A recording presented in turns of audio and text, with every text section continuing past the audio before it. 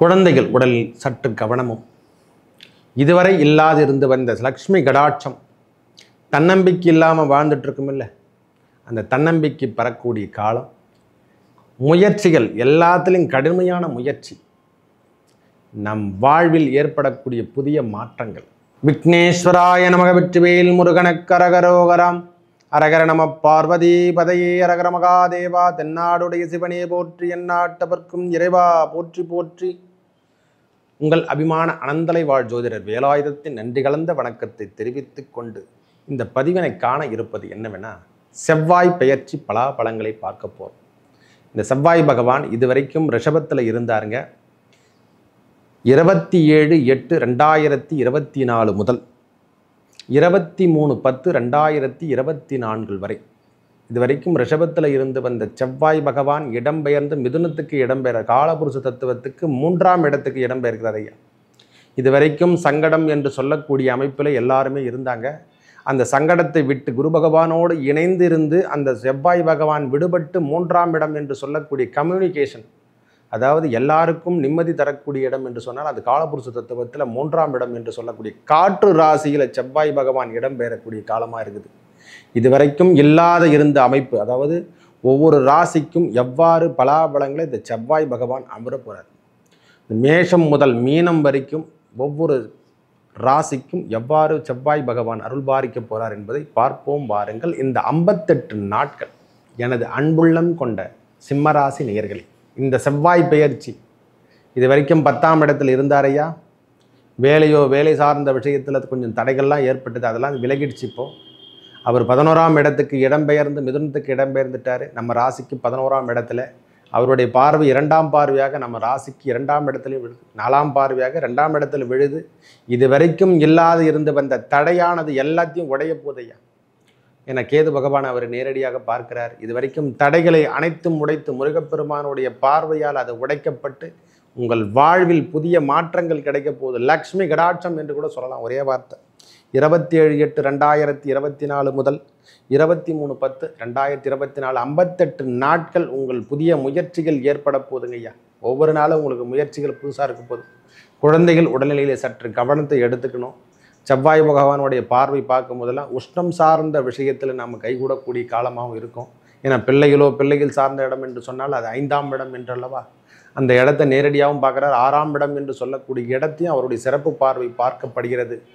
இந்த காலத்தில் மற்றபடி எதுவும் பெரிய அளவுகளில் தொந்தரவுலாம் ஒன்றும் கிடையாது சாமி. அந்த உடல்நலத்தில் கவனமும், அல்லது குழந்தை பாக்கியம் பெறவில்லை என்றால் அந்த குழந்தை பாக்கியம் பெறத்துக்கான காலமாகவும் இந்த காலம் இருக்கப்பெறும். நம்மளுக்கான உயர்வான எண்ணத்தை தோற்றுவிக்கின்ற ஆண் மகவு பிறக்கின்ற காலமாகவும் இந்த காலம் இருக்கும் சாமி. ஏன்னா பகவானுடைய பார்வை அந்த மாதிரி சிறப்பினை தரும். ரத்தம் சார்ந்த விஷயத்திலேயோ நம் மூதாதையர் என்று சொல்லக்கூடிய சொத்துக்களில் ஏதேனும் பிரச்சனைகளோ, அதாவது நிலபுலம் சேர்க்கையில் எதனா ப்ராப்ளங்கள் இருந்தால் அந்த பிரச்சனையிலிருந்து நாம் வெளிவர போகிறோம் ஐயா. சொத்தோ வீடோ வாங்கலைன்னா, ஒரு பூர்வ புண்ணியத்தில் சொத்து இருக்குதுறான்னா அந்த சொத்துக்கு நாம் எதுவுமே செய்ய முடியல, ரொம்ப நாள் ஆயிடுச்சு சாமி, நாம் அதை கூட போக முடியல, ஒரு குலதெய்வத்தை நம்மளால் காண முடியலன்னா அதுக்கு எதனா ஒரு நன்கொடை கொடுக்கலாமா, அந்த ஒரு எண்ணமெல்லாம் தோற்றுவிக்குமா, அந்த கோயிலை வளர்க்குறதுக்கு எதனா ஒரு அமைப்பை நாம் செய்து விட்டு வருவோம். நாம் கும்பிட்ற சாமியாச்சே, இதுக்கான அமைப்பு எதனா இருந்தால் நாம் செஞ்சுட்டு வருவோம். இல்லை குலதெய்வத்தை இது வரைக்கும் காணவில்லை என்றால் அதை காட்டக்கூடிய காலமாக இந்த காலம் இருக்கிறது வரும் ஐயா. போட்டி பொறாமையெல்லாம் விலக போகுது சுவாமி. செவ்வாய் பகவானுடைய பார்வையால் போட்டி பொறாமை இது வரைக்கும் இருந்ததுன்னா அதெல்லாம் விட்டுட்டு விலகிடும். நோய் நொடிகள் விலக போகுது. அவர் பார்வை அந்த இடத்துக்கு பார்த்தாவே போதும், அதனுடைய எண்ணங்கள்லாம் மூற்றி வச்சு தூக்கி போட்டு போயினேந்துவார். இந்த சொல்லுவாங்களா, எப்படி சொல்கிறதுன்னா, ஒரு மனிதனுடைய வீரத்தன்மையை எங்கே பார்க்கணுன்னா அவர் செவ்வாய் இருக்கக்கூடிய இடத்த வச்சு பார்க்கலாம். 11ஆம் இடத்துல செல்வங்கள் அதை கொட்டி கொடுக்கும் என்று தான் சொல்லுவேன். ஒரே வார்த்தை. செவ்வாய் ஒருவனுக்கு உயர்வாக காணப்பட்டால், உயர்ந்த இடத்துல இருந்துட்டாலே அது வேற லெவல் என்று தான் சொல்லுவேன். அந்த பாக்கியம் வேற யாராலையும் கொடுக்க முடியாது சுவாமி. அரசாங்க உத்தியோகம், அரசு தர வேலை, ஒரு பராக்கிரமம் காவல்துறை உத்தியோகம், ஒரு ஊரை காப்பாற்றுறது, நாட்டை காப்பாற்றுறது, இராணுவ வீரனாக இருக்கப்பெறுவது, எதையும் சமாளிக்கும் போர்ப்படை தளபதி என்று சொல்கிற மாதிரி ஒரு கட்சியை நியமிக்கிறது, அந்த எல்லாமே பார்த்தோன்னா செவ்வாயுடைய கண்ட்ரோல். நிலபுலம் சேர்க்கை ஆண்டு கொண்டு வாழ்வதெல்லாம் மொத்தப்படி செவ்வாயுடைய பலாபலம் தான். ஒருத்தருக்கு செவ்வாய் நன்றாக பலமாக இருக்க பெற்றால் இந்த இடத்துல பலமாக இருக்க போகுது. ஒரு 58 நாட்கள் சிம்மராசிக்கு ஒரு உகந்த காலம் என்று தான் சொல்லணும். மனமிலிருந்து வந்த பிரச்சனையெல்லாம் விட்டுட்டு எப்படி தான் இந்த அளவுக்கு தன்னம்பிக்கைலாம் வந்துச்சு, இதுக்கு முன்னே இல்லாமல் இருந்தனே, இதுக்கு முன்னே இல்லாமல் இருந்த வச்ச பிரச்சனையெல்லாம் விட்டு விலகுதையா, அதெல்லாம் இப்போ கிடைக்குது, இப்போ கிடைக்குதையா. இது வரைக்கும் இல்லாமல் இருந்து வந்த பிரச்சனைகள் விட்டு விலகக்கூடிய காலமாகும். நம்மளுக்கு தைரியமோ தன்னம்பிக்கையோ இது வரைக்கும் இல்லைன்னா எல்லாமே இனிமேல் கொடுக்க போகிறான். இந்த பூர்வ புண்ணியத்தில் அதாவது வயது மூத்தில் இருக்கிறவங்களுக்கு மட்டும் உடல்நிலையில் சற்று கவனத்தை எடுத்துக்குங்க. அந்த தொந்தரவுலாம் வரும். மற்றபடி எந்த குழந்தைகள் மேலே அக்கறை எடுத்துங்க. உங்களுக்கு செல்வங்களோ நிலபலம் சேர்க்கையோ நம்மளுக்கு பூர்வ புண்ணியத்தில் இது வரைக்கும் சொத்து பிரித்து கொடுக்கல. தாய்மாமன் உறவு என்று சொல்லக்கூடிய இடமோ அல்லது காதல் சம்பந்தப்பட்ட உறவுகளோ சற்று கவனத்துடன் இருந்து கொள்ள வேண்டியது. காதல் திருமணங்களும் கைகூடக்கூடிய காலமாக இந்த காலம் இருக்கப்பெறும். ஒரே வார்த்தை சொல்லப்போனால் இந்த காதல் திருமணம் என்று சொல்லக்கூடிய அமைப்பை பெறக்கூடிய காலமாக இந்த காலம் இருக்கப்பெறப்போகுது சுவாமி. திடீர்னு பார்த்தோன்னா திருமணம் எல்லாம் ஆயிடும் ஐயா. நம்மளுக்கு எப்படி நடந்தது ஏது நடந்ததுன்னு கூட தெரியாது. இந்த கிரகங்களுடைய பெயர்ச்சியால் தான் நம்மளுக்கு இந்த மாதிரி பாக்கியத்தெல்லாம் கொடுப்பாரு. மற்றபடி எந்த தொந்தரவும் கிடையாது. நல்ல நிலபுலம் சேர்க்கையோ அல்லது இது வரைக்கும் கிடைக்காத ஒரு பாக்கியம், ஒரு பெத்த அமௌண்ட்டுன்னு சொல்கிறோம் இல்லை, அந்த பெத்த அமௌண்ட்டெல்லாம் இனிமேல் கிடைக்கப் போகிறது. வாழ்வில் புதிய மாற்றங்கள் வர்றதுக்கான இது உகந்த காலம் என்று தான் சொல்லுவேன். இந்த செவ்வாய் பெயர்ச்சி 11ஆம் இடத்துல இடம்பெறுவதால் உங்களுக்கு மிதுனத்துக்கு வரத்தால் காற்று போல் நீங்கள் இருக்க தான் போகிறீங்க. உங்கள் வேலையெல்லாம் துரிதமாக நடக்க போது, பெரிய லெவலில் நீங்கள் பிராண்டெலாம் இருக்க போது, உங்களுடைய பிரதிமுயற்சி எல்லாம் நல்ல வெற்றி காணக்கூடிய காலமாகும். சிம்மராசிக்கு இது உகந்த காலம் என்று கூட சொல்லலாம். ஒரே வார்த்தை. இந்த 58 நாட்கள் நல்ல முன்னேற்றத்தையும் தொழில் வளம் வாங்குவதும் எதிரிகள் தொல்லையிலிருந்து நாம் விடுபடுவதும் நோய் நொடிகளிலிருந்து நாம் விடுபடக்கூடிய காலமாகவும் இந்த காலம் இருக்க பெறும். ஒவ்வொரு நாளும் நாம் பிரச்சனையில் சந்திச்சுட்டு இருக்கோமில்லை, இந்த கண்டகச்சனியால். ஏன்னா வரக்கூடிய சாலங்களில் அஷ்டமத்து சனி எல்லாம் வருது இல்லை, எல்லாத்தையும் போராடி வெற்றி பெறத்துக்கு இப்போவே தயாராகிட்டோம்.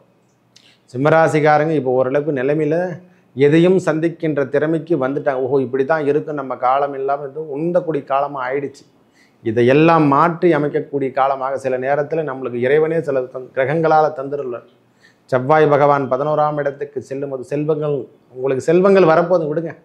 ரியல் எஸ்டேட் பண்ணியிருந்தால் அதில் நல்ல கமிஷன் ஏஜென்சி பெற்று பெரிய லெவலில் நீங்கள் வர்றதுக்கான வாய்ப்பு இப்போ கொடுக்க போகிறார். இது வரைக்கும் வீடு விற்கலை, வீடு சார்ந்த விஷயத்தில் எனக்கு சரியான முறையில் இல்லைன்னு நினைக்கிறவங்களுக்கெல்லாம் இது ஒரு உகந்த காலமாக அமையப்போகிறது.